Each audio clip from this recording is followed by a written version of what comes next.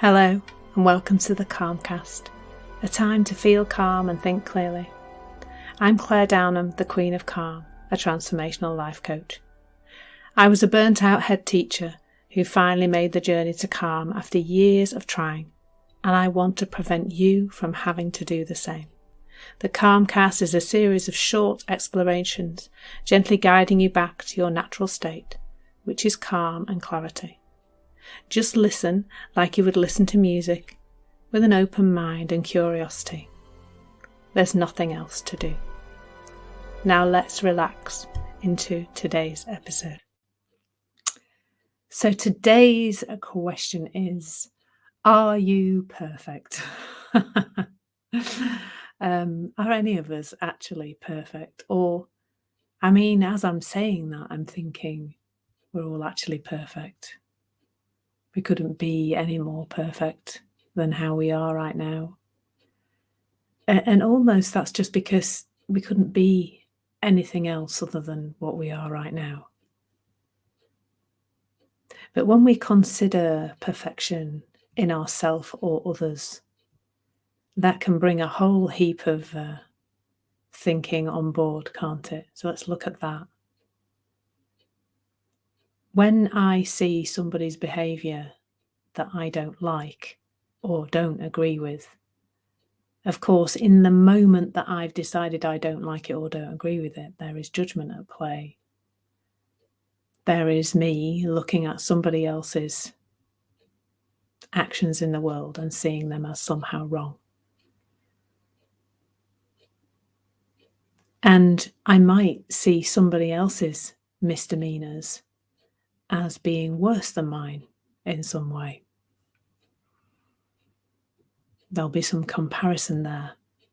They did this and what I did wasn't quite as bad as that, so therefore I'm okay and they're not.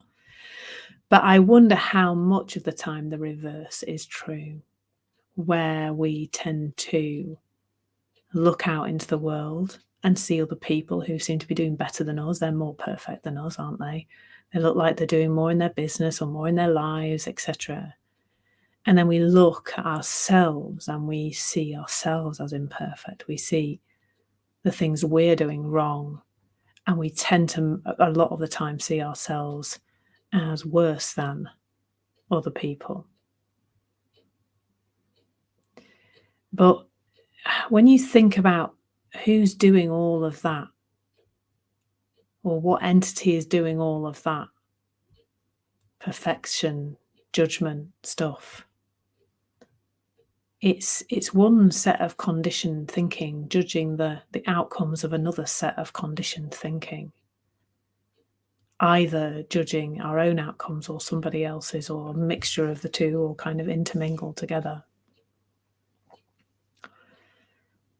And the thing to know about that is that you and I and everybody else in this moment can only do what we can do based on the conditioned thinking that we have gained as we've gone through life.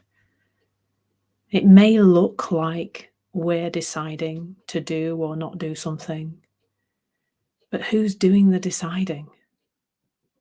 Who's choosing between option A and option B? It still has to be that same conditioned set of thinking, doesn't it? It's the same thing, the same entity, the same collection of thoughts that's doing the deciding.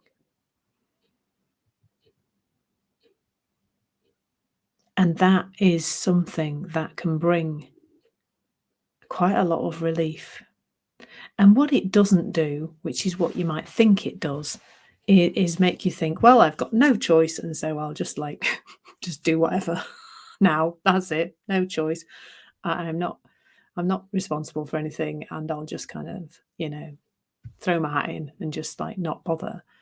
That isn't what happens, because what happens is when you start to see through the nature of thought, when you start to see it for what it is, when you start to hold your thinking less close to your heart and less kind of, well, it's mine, so I must obey it and I must do what it says. As you start to do that, there's a melting away that happens that's quite magical. And underneath all your conditioned thinking and underneath everybody else's conditioned thinking, we're all the same. We're all part of this same amazing energy of life. As I'm making this, as I'm delivering this session, it's the start of the day, and then there's a ball of fire, that appears to be coming up in the sky. Clearly, our planet is turning in order for us to experience that, and that amazing energy that's making all that happen without anybody. Nobody's involved in that, thank goodness. Humans, stay out of that. It's nothing to do with you. That is happening. It's like magic, isn't it? We don't have to do that, but that's what you're made of.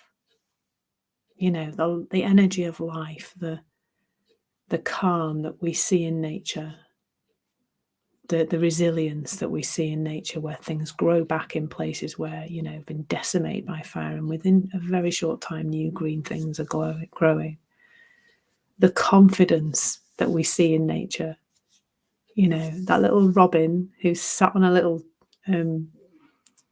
branch singing his little heart out. It's that, isn't it?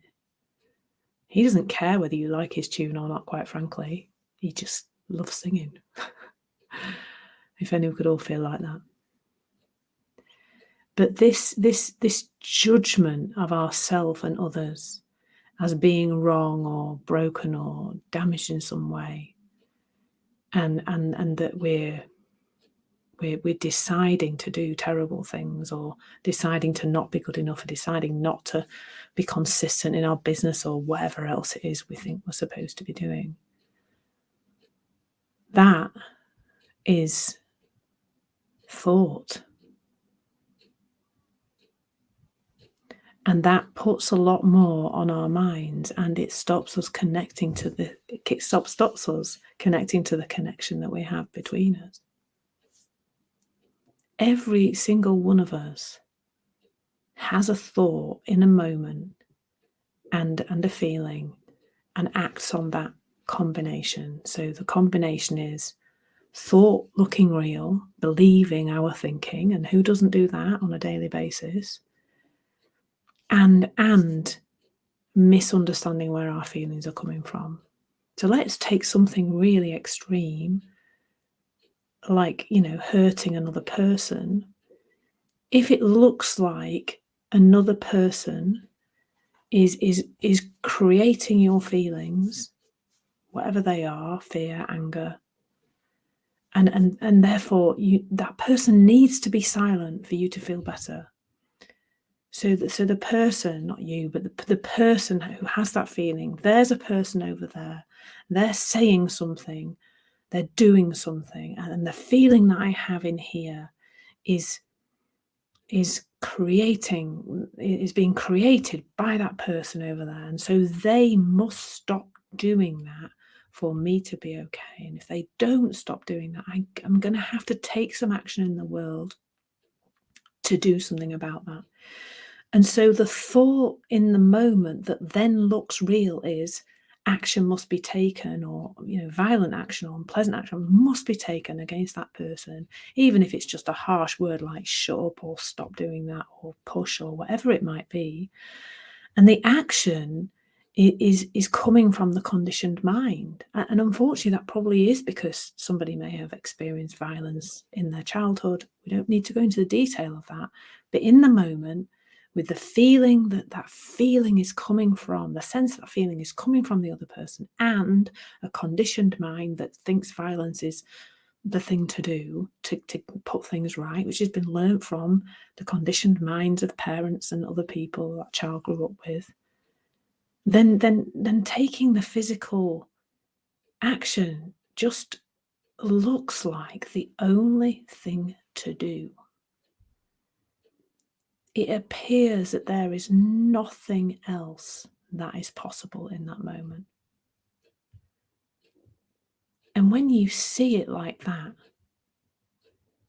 there's just this deep compassion for somebody who would be so confused in the moment by what their feelings were telling them, and has that capacity for aggression or unpleasantness, that they will do that thing.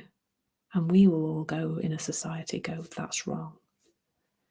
And of course, this is not condoning anything that anybody does that is unpleasant to other people at all. But when we see where it's coming from, we can still think it's wrong and not okay and want to, do something about it and help that person to stop, or, have them perhaps removed from society in whatever way. But we don't have to feel the uncomfortable feeling that we then think is coming from their behaviour and has an impact on us, because then we feel terrible because we're angry with that person for what they did. So it's a pretty hefty topic today, but hopefully something that can, when you look at your life and your interactions and the people who you are viewing as doing wrong, or even in terms of viewing yourself doing something wrong, this has the capacity to be utterly transformational. Thank you so much for listening. There's nothing to do now but bring some awareness to how this is working out in your life. Listen regularly to experience longer and longer periods of calm.